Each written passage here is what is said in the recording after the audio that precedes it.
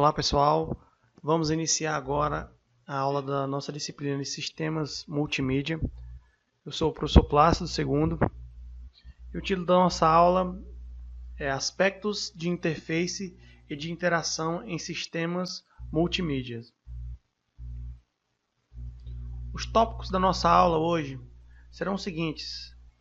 Primeiro a gente vai ver um pouco sobre os conceitos de interação e interface no contexto de sistemas multimídia. Depois vamos conhecer o que são layouts e os elementos que possam existir em uma tela de interação. Vamos conhecer sobre os fundamentos de navegação em sistemas e interface de sistemas. Vamos conhecer algumas ferramentas de autoria, saber o que são essas ferramentas de autoria e descobrir para que elas servem, como elas podem ser utilizadas dentro do contexto educacional. E por último, veremos multimídia próprio. Então, começando então com o conceito de interface. Interfaces estão presentes praticamente em qualquer lugar e lidamos com as mesmas em nosso cotidiano, certo? Trata-se de um ponto de intersecção entre duas entidades, como por exemplo, ao ligar uma torneira, nós temos uma interface, que seria o registro, entre duas entidades, que seria a torneira e a mão, o ser humano. Outro exemplo também passivo de atenção seria abrir uma porta. Nós temos a mão do ser humano ali, o homem, como agente principal, como entidade principal, e a porta como uma entidade secundária. E no meio ali, fazendo meio de campo entre essas duas entidades, a gente tem o trinco da porta. Okay? Então são dois exemplos que demonstram que as interfaces estão bastante presentes no nosso dia a dia. Em se tratando de sistemas computacionais, ou seja, trazendo para essa nossa área de tecnologia, entendemos que a interface se dá, de modo geral, através do monitor. Ou seja, é a interface que nos permite ter um maior contato, no caso de saída, com os nossos sistemas computacionais. Esta comunicação entre o homem e o computador, mediada por esse dispositivo de saída, no caso o monitor, chamamos de interação. Ou seja, essa comunicação direta via mão dupla, do homem para o computador, do computador para o homem, através desse meio de comunicação, é chamada de interação. Okay? A história da computação nos mostrou que a qualidade da interface é determinante para a aceitabilidade de um sistema. Então isso é fato. Quando um sistema tem uma qualidade de interface baixa, a aceitabilidade desse sistema por parte do usuário também é baixa. Ou seja, o sistema torna-se difícil, com usabilidade ruim ou precária, e o usuário termina deixando de ter um interesse devido para manusear e utilizar aquele sistema. Quando um usuário tem dificuldades em compreender o funcionamento do sistema, ou mesmo realizar tarefas triviais, ou seja, tarefas muito simples, evita utilizá-lo, pois considera-o desacreditado.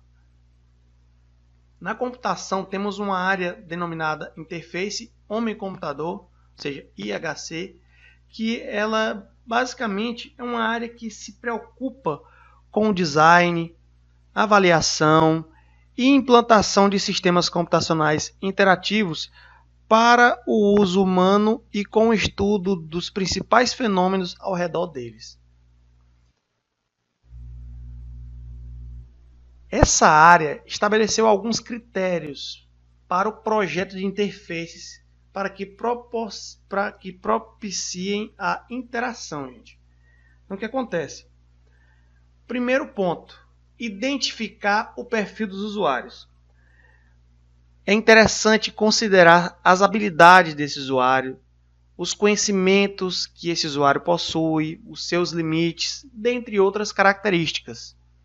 Segundo ponto, identificar como os usuários realizam as tarefas a serem oferecidas pelo sistema.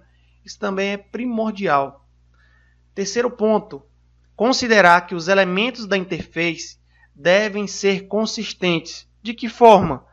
Eles devem ter o mesmo comportamento em todo o sistema. Então, se eu tenho um botão chamado cancelar em uma tela do sistema, quando eu pressionar essa tela cancelar, ele deve cancelar uma operação. Se eu mudar de tela no mesmo sistema, deve ser mantido esse mesmo padrão de comportamento do botão cancelar. Ou seja, em qualquer tela desse sistema, esse botão cancelar deve realizar um cancelamento de alguma ação. Ponto 4. Projetar a interface para dar respostas coerentes às ações do usuário.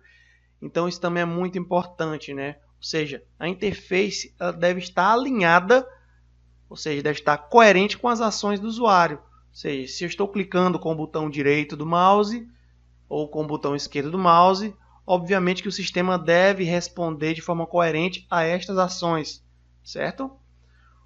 Último ponto, ponto 5, utilizar termos e conceitos do domínio do usuário, se possível, né? Ou seja, um dos principais problemas que os usuários têm em relação aos termos e conceitos, em relação à globalização, ou seja, internacionalização do idioma. Quando o software ou o sistema ele está em um idioma que o usuário não domina, ele já tem uma certa aversão, ou seja, a interação com aquele sistema do usuário já fica um pouco prejudicada. Outra situação que pode acontecer também, utilizar termos que não condizem com a ação que o usuário necessita, ou seja, utilizar abreviaturas, utilizar nomenclaturas para botões ou itens em menu que não correspondem àquilo que efetivamente o sistema deveria realizar. Okay? Isso tudo pode proporcionar uma experiência negativa para aquele usuário. Layout. Vamos falar um pouco sobre layout, pessoal. Um bom layout significa o uso adequado do espaço e, consequentemente, uma boa comunicação gráfica. Ou seja, um sistema, para ele ter um bom layout, ele tem que fazer o uso adequado daquele espaço no monitor, na tela que ele está fazendo e, consequentemente, ter uma boa comunicação. Mas o que realmente seria um layout, gente? Um layout nada mais é do que um esboço ou rascunho que mostra a estrutura física de uma página na internet, um sistema, um aplicativo móvel, etc. Ok? Um dos principais objetivos do projeto gráfico é alcançar a harmonia entre os principais elementos na tela, que são os textos, os gráficos, as figuras, os espaçamentos entre esses objetos, dentre outros, né? Como a gente pode observar nessa imagem aqui abaixo, né? Nós temos vários gráficos, botões, itens de menus, todos bem padronizados, ok? Com espaçamentos bem definidos, iguais, os gráficos seguindo o mesmo padrão de cores, certo? Então, por trás de tudo isso existe um estudo sobre as cores que devem combinar em uma página, quais os tipos de gráficos que podem ser integrados e como é a melhor forma de utilizá-los. Na questão dos menus, qual seria a melhor alternativa dependendo do sistema, dependendo do software, se é um menu lateral esquerdo, como a gente está vendo aqui, se é um menu que fica no topo, se é um menu flutuante, que ele aparece quando você realiza alguma ação, né, como passar o mouse em cima, e desaparece quando você realiza outra ação, como por exemplo, retirar o mouse de cima dele. Enfim, tudo isso deve ser também muito bem pensado. Um layout, gente, ele engloba elementos como texto, gráficos, imagens, a forma como eles se encontram em um determinado espaço, dentre outras características. Então, o layout é algo muito importante no contexto de sistemas multimídia. A questão da navegação. A navegação tem como foco evitar que o usuário se sinta perdido dentro do sistema. A navegação é onde o usuário vai ter assim, um norte de como se comportar dentro do sistema, como utilizar suas funções. Okay? Para tanto, é importante que você permita ao usuário saber em que local ele está a qualquer momento, né? Quando o usuário estiver utilizando o sistema, ele deve saber se localizar dentro daquele sistema, saber como ele sai dali, como ele avança na tela, como ele acessa novas funcionalidades, como ele desfaz uma ação, ok? Como ele retorna a uma atividade ou sessão qualquer e como ele interrompe o que ele está fazendo. Então são coisas que são bastante necessárias e importantes a respeito da navegação. Como por exemplo, uma analogia interessante seria imaginar como agiria um motorista que está dirigindo em uma cidade vazia e sem nenhum tipo de sinalização. Com certeza esse motorista teria muita dificuldade em encontrar um local que ele desconheça, né, a localidade, a localização, se você não tem uma identificação por placas, certo? Uma sinalização adequada ou pessoas ali, né, para você perguntar, certo? Então, se você é um usuário de um sistema ou de um site ou de um aplicativo que você está utilizando ele com a navegação baixa ou inexistente, você se sente como um motorista perdido dentro de uma cidade que não tem sinalização nem pessoas para tirar uma dúvida. A navegação é feita percorrendo os chamados controles ou componentes de navegação. E eles são muitos, gente.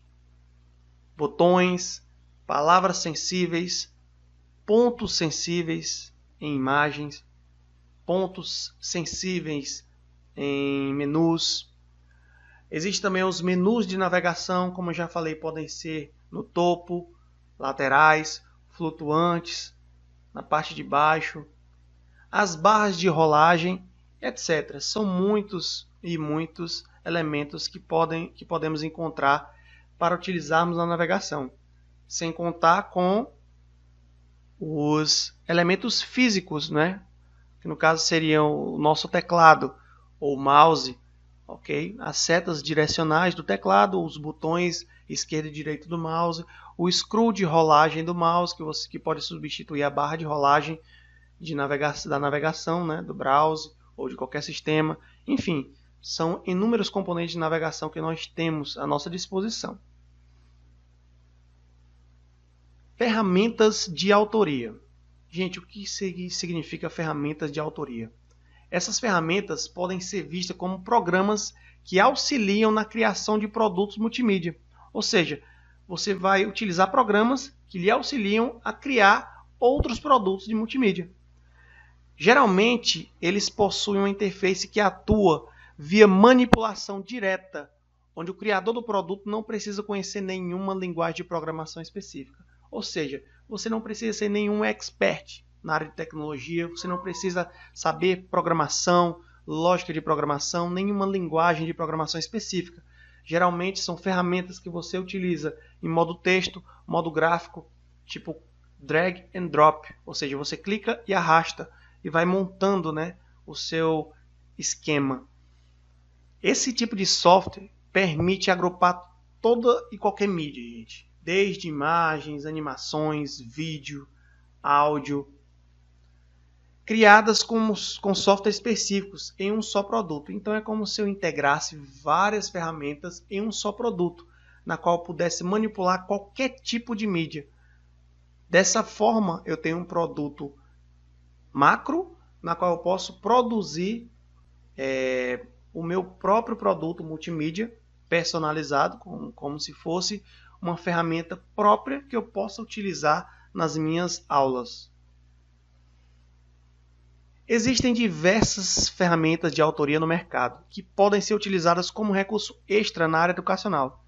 Como, por exemplo, nós temos várias ferramentas que a gente pode encontrar no nosso material de estudo, no nosso fascículo. Dentre elas existe o Everest, o HQ, HyperStudio, o Imagine, J-Click, Macromedia Director, MaxMedia, Toolbook, Visual Class, enfim, são várias as ferramentas de autoria que você pode utilizar.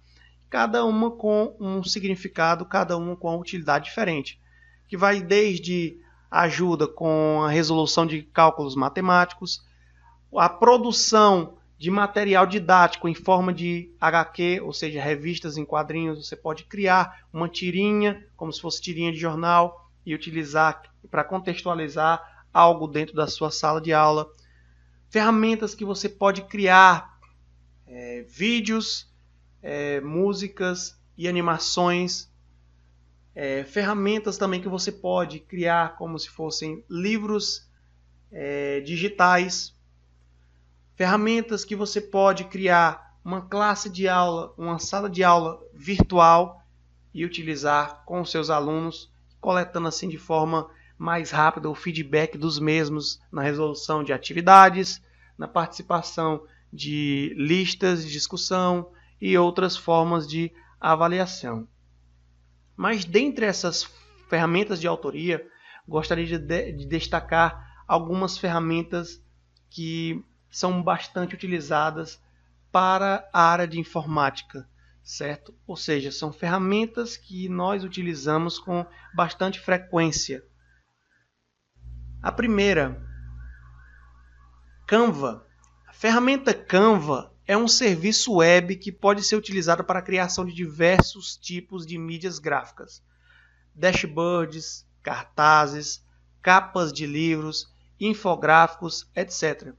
Como a gente pode ver aqui nessa imagem abaixo, né, a interface do serviço Canva, onde eu tenho um infográfico criado, né, chamado Chaos Report, onde ele está aí, tem um gráfico informando quantos projetos foram acometidos com sucesso, quantos projetos foram cancelados, quantos projetos foram comprometidos, uma devida porcentagem, ou seja, eu posso criar um infográfico completo e com vários modelos pré-prontos, ou seja, você clica no modelo e vai só alterando os dados, alterando o modelo dos gráficos, se vai ter gráfico ou não, inserindo imagens próprias do sistema. Você pode utilizar imagens do seu computador, imagens que você pode pesquisar na internet, ou seja, a ferramenta ela é aberta para você trabalhar de diversas formas. Uma ferramenta excelente para quem procura um serviço web gratuito para gerar mídias gráficas. A segunda mídia que eu gostaria de enfatizar é uma ferramenta chamada Draw.io. A ferramenta Draw.io facilita o trabalho de quem necessita criar qualquer tipo de diagrama, certo? Se você necessita criar um diagrama sequencial, diagrama de linha, comportamento, qualquer tipo de diagrama, essa ferramenta é excelente e ela só necessita um simples cadastro ou então você acessá-la utilizando suas credenciais do Gmail, certo? Como você pode ver na imagem abaixo, né? Você pode criar um diagrama a partir de um modelo pronto, como esse que eu utilizei, amarelinho aí, ou você pode criar um diagrama exatamente do zero, da forma que você bem quiser. Ok, gente? O serviço também é web e ele é gratuito. Como eu já falei, você pode realizar um pequeno cadastro para utilizar a ferramenta, ou você pode fazer o login através das suas credenciais do Gmail. A terceira e última ferramenta que eu gostaria de apresentar para vocês é o Prezi. A ferramenta Prezi é muito popular entre os profissionais que necessitam criar apresentações dinâmicas e com efeitos visuais. O Prezi é o queridinho dos professores que gostam de substituir suas apresentações do PowerPoint estáticas por apresentações mais dinâmicas, com animações, com transições de slides diferentes, com efeitos de zoom in, zoom out, ou seja, está disponível na tela naquele momento, trabalhar com, enfim, é um serviço completo que proporciona resultados excelentes, apresentações muito profissionais. É um serviço web que possui diversas funcionalidades, inclusive mobile. Uma funcionalidade bastante interessante é você poder fazer uma apresentação remota. Você cria sua apresentação e você pode fazer uma apresentação remota utilizando seu celular, como se fosse um controle remoto, né? Você pode estar apresentando aqui na sua casa, né? E pessoas em diversos pontos distribuídos na cidade, no estado, pelo mundo afora, podem acompanhar a sua apresentação em tempo real. Então é outra funcionalidade muito bacana do Prezi. Okay? Aí embaixo você pode ver um print da tela do Prezi com alguns modelos já pré-prontos para você utilizar. Você pode também partir do mesmo princípio do Canva. Ou você utiliza um modelo pré-pronto e começa a alterá-lo de acordo com a sua necessidade, ou você cria um modelo exatamente do zero. As suas apresentações ficam salvas em nuvem. Você pode compartilhar com seus amigos, com seus alunos, com seus colegas.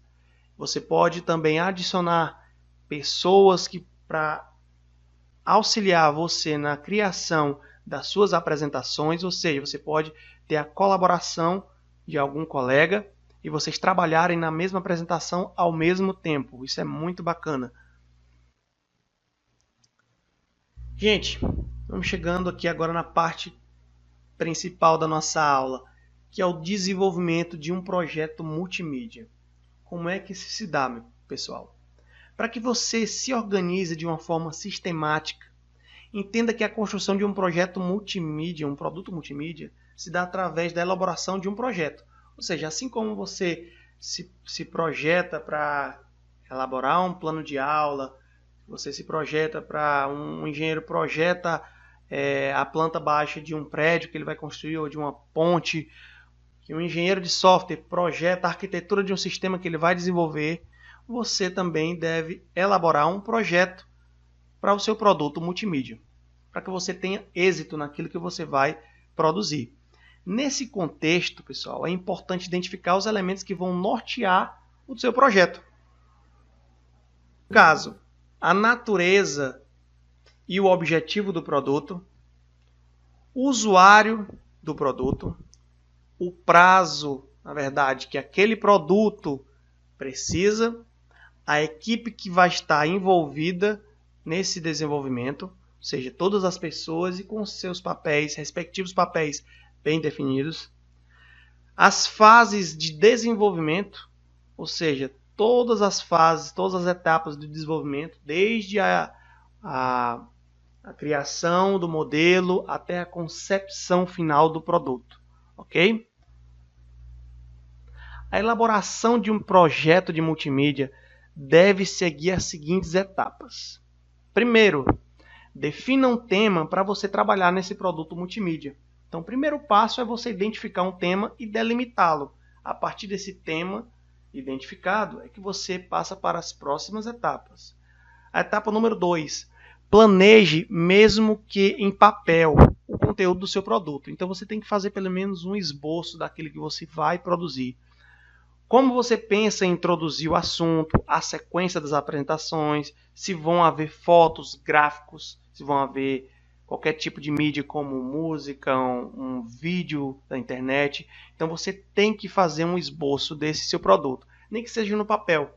Okay? Você pode utilizar ferramentas como o Word ou bloco de notas e criar uma espécie de script que facilite também o seu trabalho. Organize o material que você já tem disponível e crie as demais mídias necessárias a partir dos aplicativos específicos para cada mídia, certo? Então esse terceiro passo também é muito importante. Você tem que organizar o seu material que você já possui, ou seja, seus textos, suas animações, enfim, e utilizar as outras mídias quando necessárias, criá-las a partir de ferramentas ou aplicativos específicos para cada mídia. Ou seja, se você vai criar um vídeo, se você vai criar um dashboard, uma impressão, você deve utilizar, na verdade, um aplicativo ou um serviço ou um software equivalente para fazer essa atividade e depois você pode integrá-lo no seu projeto. Passo 4. Elabore também atividades de aprendizagem que possam ser realizadas dentro do ambiente desenvolvido. Então, essas atividades de aprendizagem que você pode realizar, elas são muito importantes. Para quê? Porque você não pode se atar apenas a conteúdos, né? Você não pode simplesmente jogar conteúdos. Você tem que ter o feedback de volta daquela sua plateia, daquele seu público, ok? E a melhor forma de você ter um feedback avaliativo é realizando alguma atividade para verificar de aprendizagem. Ponto 5.